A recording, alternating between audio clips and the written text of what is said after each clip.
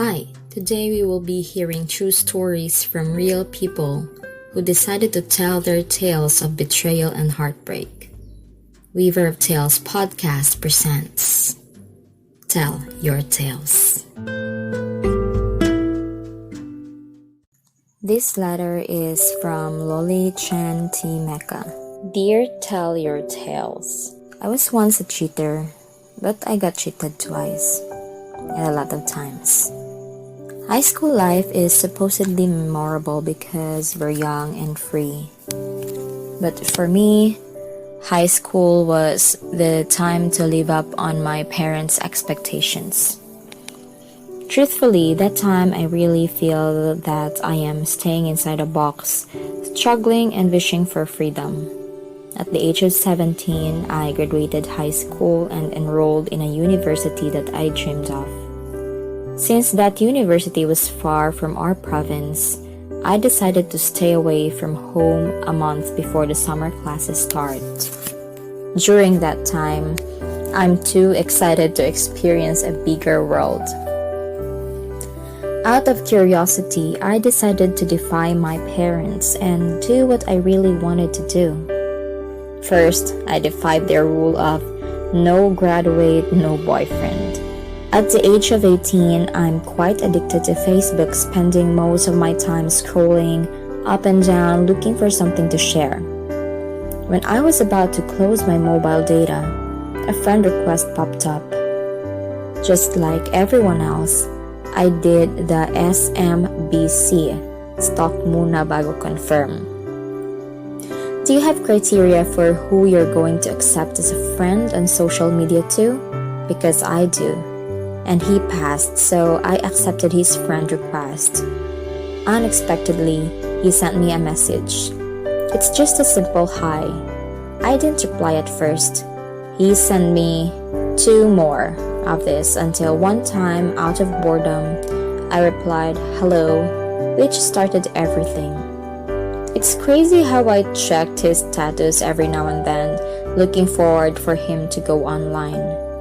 This continued for months until such time that we acted like lovers even if we're not. Alam niyo yung sabi nila, more than friends but less than lovers? By the month of Feb, we call it Feb-ibig, we both decided to become exclusive and started a relationship.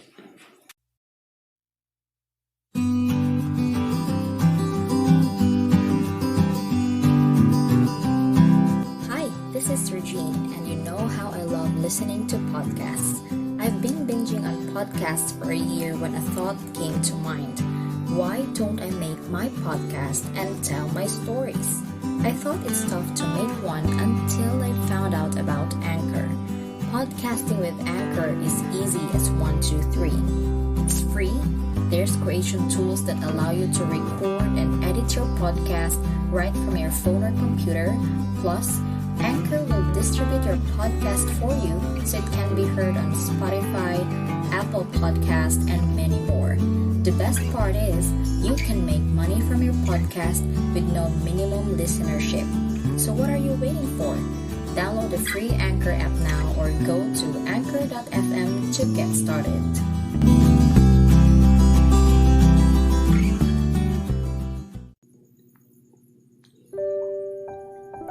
I could not ask for more, for he's just so good to me. We worked out our differences and made our relationship work. We also celebrated our monthsaries and anniversaries. During our anniversary, he introduced me to his parents, and that made me feel special knowing that his parents like me. As usual, our relationship went smoothly. Everything's good until our 2nd anniversary. I thought he's the man I'm praying for because that's what you always thought with your first love. I thought of him as my ideal man and wanted to spend the rest of my life with him. But this changed 1 month after our 2nd anniversary. He asked me out for a date, but I refused because I'm preparing for our upcoming exams. He just replied okay, which I thought is just okay. That he understood why I can't go out with him that night. But I was wrong. The day after that, the usual messages he's sending me like good morning or have you already eaten were missing. He didn't even call me to check if I have eaten or if I am even alive. Nothing. I sent him a lot of messages on Messenger, but he only seen them. He never replied. I slept crying that night, feeling the excruciating pain of rejection and heartbreak. The next day, I decided to finally call him. I swallowed my pride and dialed his number. He rejected the call twice, but I'm persistent and called the third time. He answered and asked me angrily, "Why are you calling?" I said, "I just want to make sure that you're okay." Then he replied, "I'm okay," and asked me to end the call because he has something important to do. I ended the call and didn't expect any messages from him afterwards, for he let me know that he doesn't have a load. I just focused on studying for the exams, and when I felt tired, I prepared for bed. Just before I closed my eyes, my phone beeped. I have a new text message. I checked my phone and felt happy for he texted me. The text read, Unya nakatulog mi, gusto pa ta ka masturya with matching I love you me." I don't know what to feel upon reading this. I know that this message is not for me, since he never called me. He might have sent this accidentally to my number. I cried again that night. The next day, I got up and confronted him.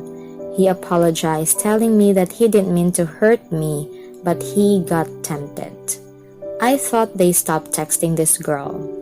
I knew before that they're texting and told him to stop. He said he stopped, but the truth finally came out, that they're still texting each other. Everything seemed to flash back. I even saw them once eating together in our favorite fast food chain. I thought of myself as stupid for not heeding the signs. I walked away crying. Then I thought of revenge. I looked for someone who can comfort me, and I found just the right guy. We're not exclusive, just a fling. He comforted me, and I reveled with the attention he gave me. But I never expected to catch him cheating on me too. I was so miserable. My boyfriend cheated on me, and now my fling is cheating on me. The worst part is, my boyfriend's family learned about my fling, and they thought of me as the cheater, not knowing that it was my boyfriend who cheated first. I just acted with revenge in my mind. I received negative feedback and such before I even realized that my idea of revenge made everything worse. Time passed, and before I knew it, my ex-boyfriend is marrying that woman. It's painful, but the masochist in me pursued her bout of masochism and watched them exchanging their vows. I endured the pain until pain decided to leave me. Maybe pain is tired of tormenting me too.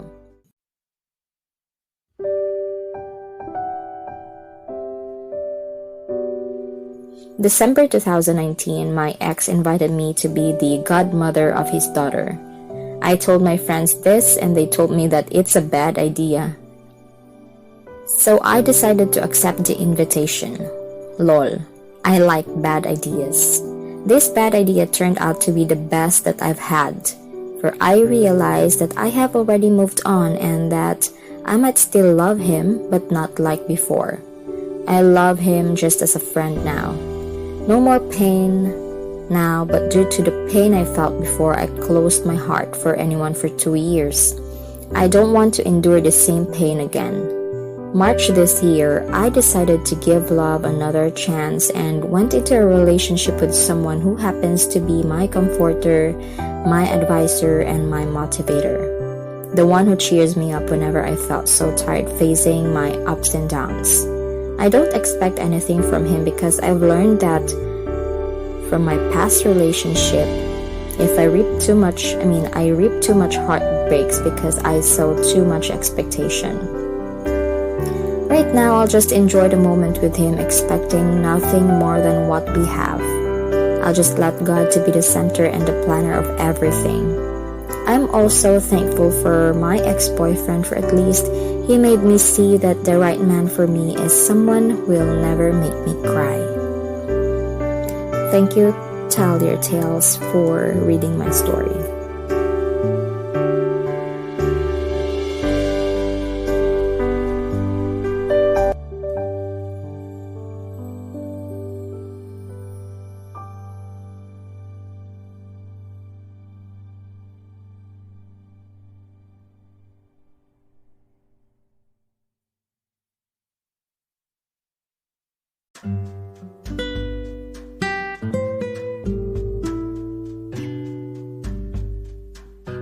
Thank you, Lolly, for sharing your story here at Tell Your Tales.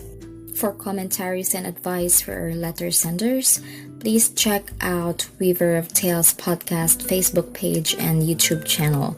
I want to hear your side on this, so if you want to give your advice to, just send me a voice message by clicking on the link or send a message to our page.